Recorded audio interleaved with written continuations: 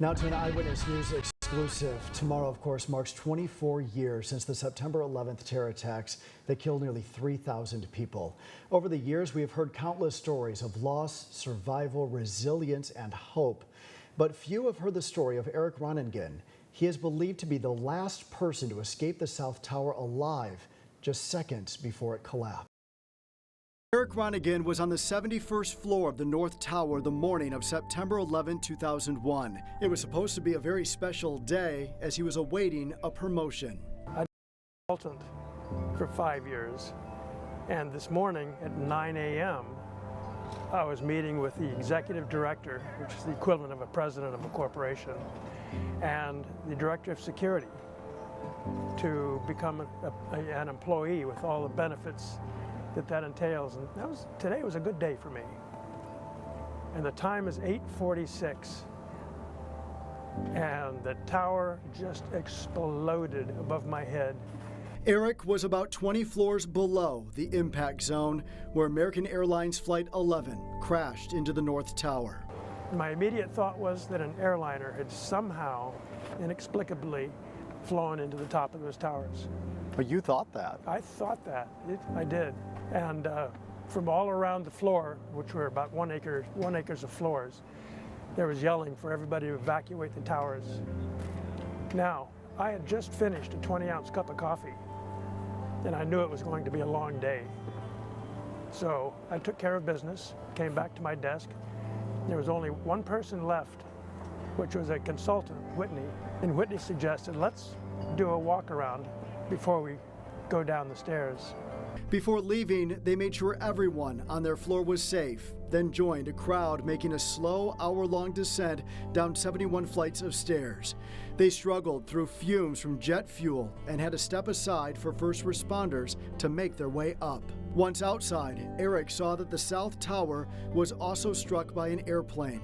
Despite the danger, he still went inside to help a friend at the Security Command Center, but debris flooded floors and damage made it impossible. As I'm walking through that lobby, I could hear a low-throated, groaning, grinding, moaning sound somewhere within the bowels of the tower.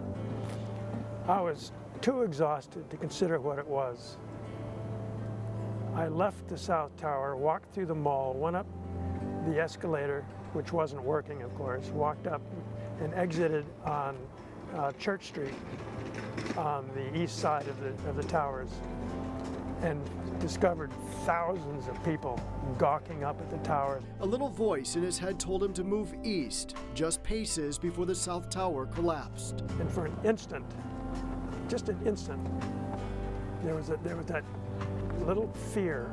And in the same instant, I said, where can you run to escape a quarter-mile-high building falling down on you? And I was totally at peace. And I just watched it come down. Now, at the same time, those thousands of people went into a panic, into a stampede. And for some reason, I knew you did not want to get caught in a stampede. While trying to reach a friend's apartment, he had learned that the North Tower, his office, had also collapsed. Someone yelled out of their apartment window, "Did you know the North Tower came down?" I said, no. And of course, that's catastrophic. That is your office on the 71st floor of the North Tower, and I understand you lost a lot of friends that day. I lost over 4 dozen. My best friend, plus a lot of friends and colleagues, yes. Yeah, their names are repeated every September 11th down at the World Trade Center site. He says documenting his story and those of other survivors in his award-winning book, From the Inside Out, has been therapeutic. It was an interesting day. These are all the wrong adjectives, but I call it a fascinating day. It's not a day I would have signed up for, Brian, but it's a day that, having survived it and the opportunities it's given me, I wouldn't have missed it for anything. I wouldn't have missed it for anything. I was so moved by this interview today.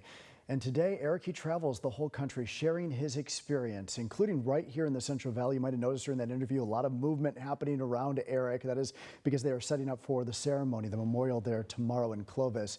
Eric will serve as the keynote speaker at tomorrow's remembrance ceremony at the California 9/11 Memorial in Clovis. That ceremony begins tomorrow morning at 8:30 if you would like to hear his story in person. Of course, we're also going to have a crew there with coverage that begins at noon right here on CBS 47.